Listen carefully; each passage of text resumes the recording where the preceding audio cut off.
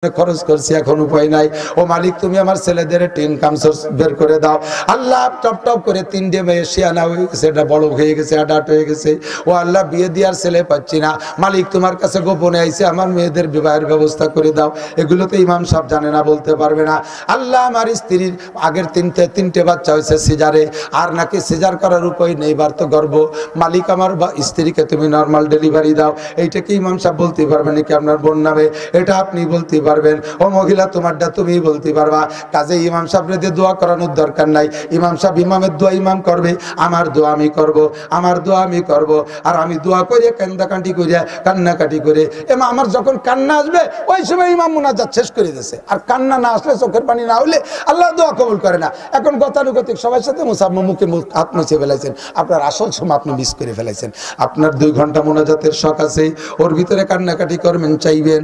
শেষ বেলায় যায় যখন চোখ থেকে পানি পড়বে, আল্লাহ পাক রব্বুল আলামিন বলেন, চুবারার আন্দাজ পশিমানিয়ানিন আরশালার জাদা জানিনুল মুজলিমিন মারকাবে তওবা আজায়েবে মারকাবাস বরফালাক্তা জাদা বাইক লাহজাপাস চুবারার আন্দাজ পশিমানিয়ানিন আরশালার জাদা জানিনুল মুজলিমিন।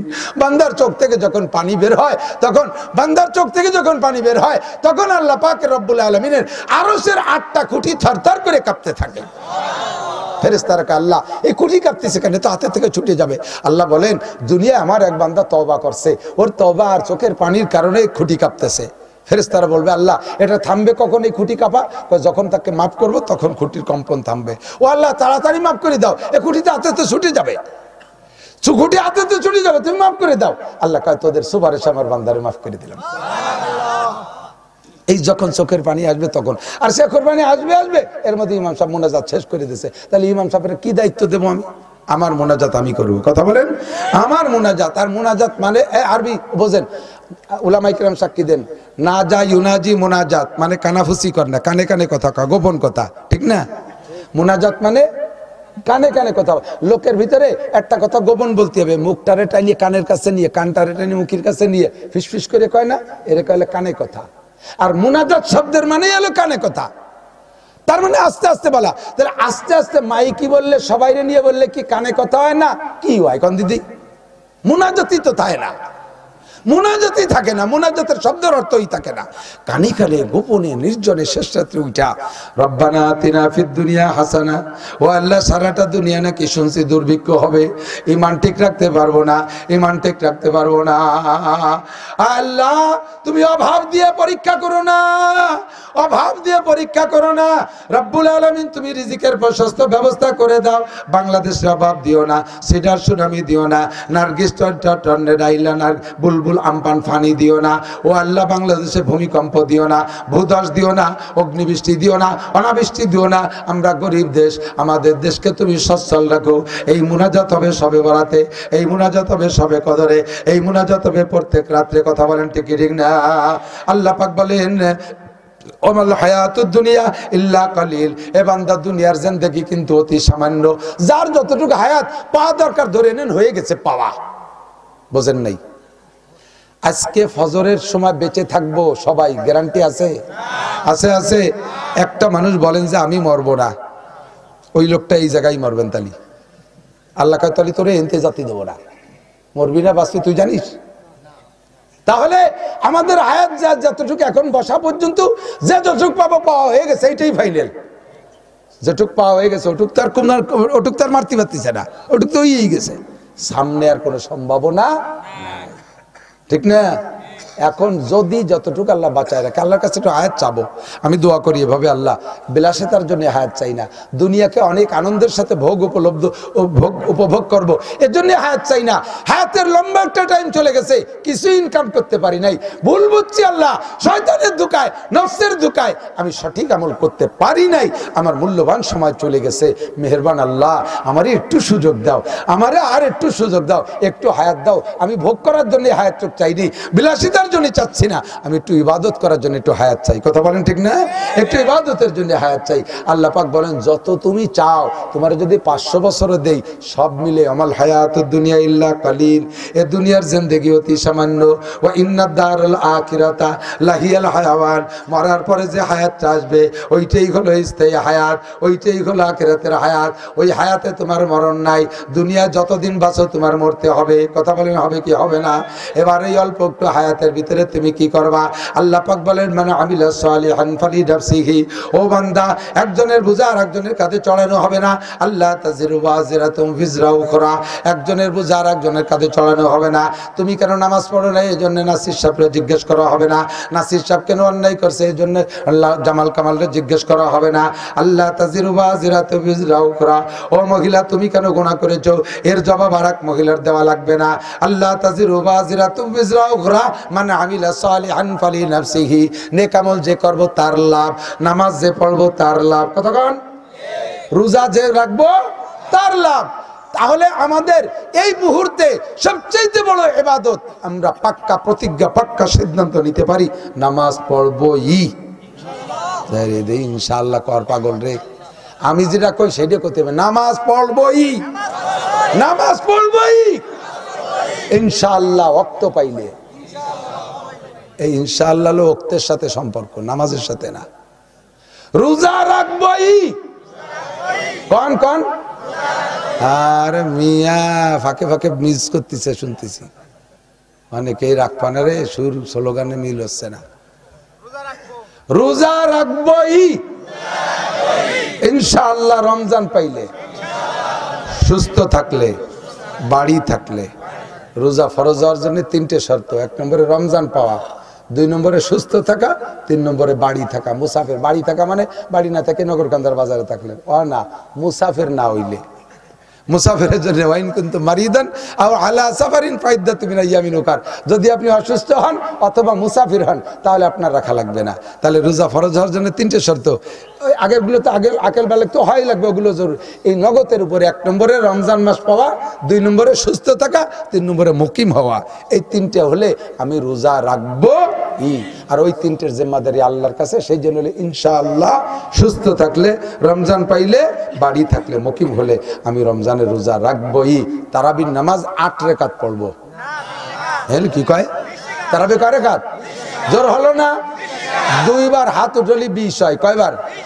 একটু উঠান দি, কয়বার? 2 বার হাত, ভাইন লাগে, এটা দেখতে আমার খুব মজা লাগে। কয়বার? কয়বার? 2 বার। কয় রাকাত? জোর হলো না? আরো জোরে। মাশাআল্লাহ, ধন্যবাদ। অনেকে আছে কয় সৌদি আরব গেছিলাম, ওই জায়গা দেখলাম প্রায় 8 রাকাত পড়ে চলে যায়।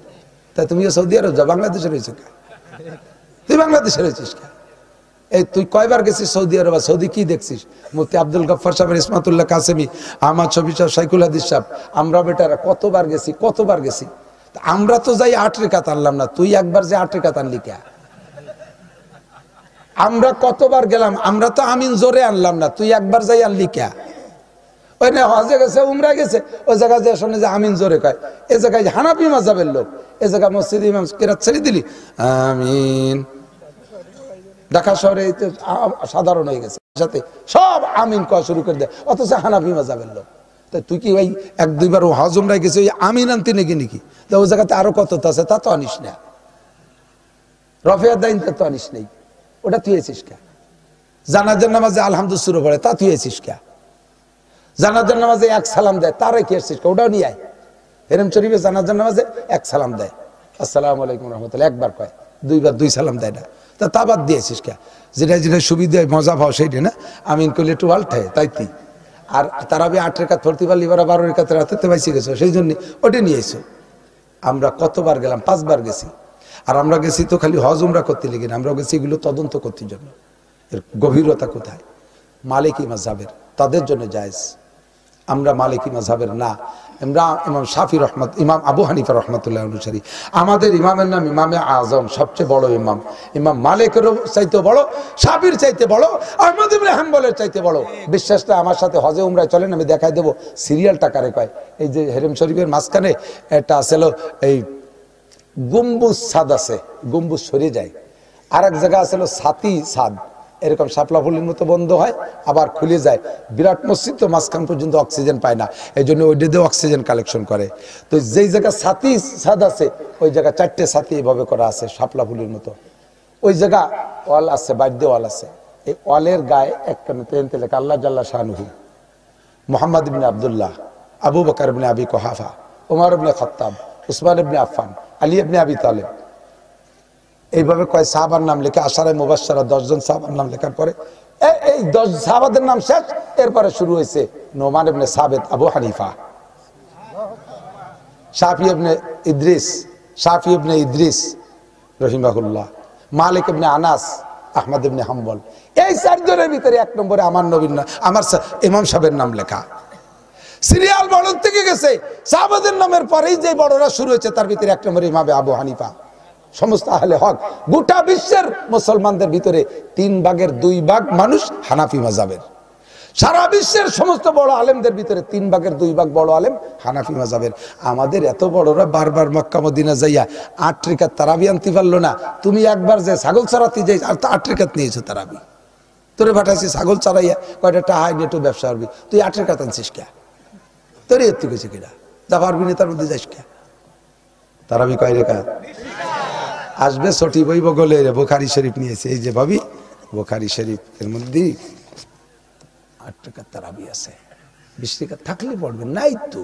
এই হানাফি মৌলবীকে কি বুদ্ধি আছে? কয় তোর কাছে দলিল আছে? এই যে বুখারী, বগলের ফস করে বুখারীটা নিয়ে পারে, মনে হয় যেন বগলের ফসলটাই দিতেছে। তোর বগল ভরা বুখারী, এক বুখারী তুই বলতে পারবি? তোর বগল ভরা বুখারী নিয়েছে, গা দা কোথাকার। ওর মধ্যে 8 রাকাত তারাবি। এমনি বিটিরা নামাজে ঢিলে রোজায় পাকা, ওকে যদি 8 রাকাত কয় তাহলে ফলবে মোটেই? কয়েকদিন পর একদিন কইছে বেতের নামাজ 3 রাকাত, এবার কইছে বছর 2 এলো কওয়া শুরু হচ্ছে বেতের নামাজ 1 রাকাত, আর 2 বছর পর কবে মোটেও নেই। ঘুমানোর চেষ্টায় আছে, ঠিক না? তারাবিরে 20 থেকে 8 আনছে, আর তা বেতের 3 থেকে 1 আনছে।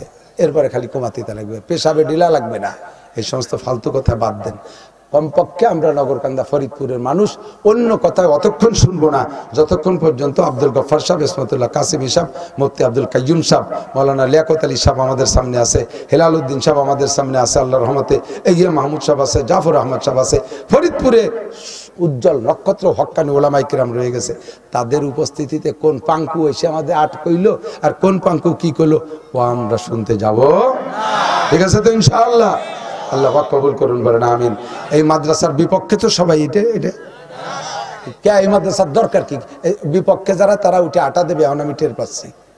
যারা উঠে আটা দেবে ওই কজন বিপক্ষে সারা বছর ডেকে দেখাবো যে এই মাদ্রাসার বিপক্ষের কজন যায়। পেশাব আসলে 1 আঙ্গুল দেখাবেন, বসে থাকতে করছেন, জায়গা নষ্ট করবেন না। মিথ্যে কথাকে আঙ্গুল দেখালে ডায়াবেটিস হবে। আর 1 আঙ্গুল উচ্চ করবেন তো আমি বসবো যে এই মাদ্রাসায় 1 মণ পিএস দেবেন।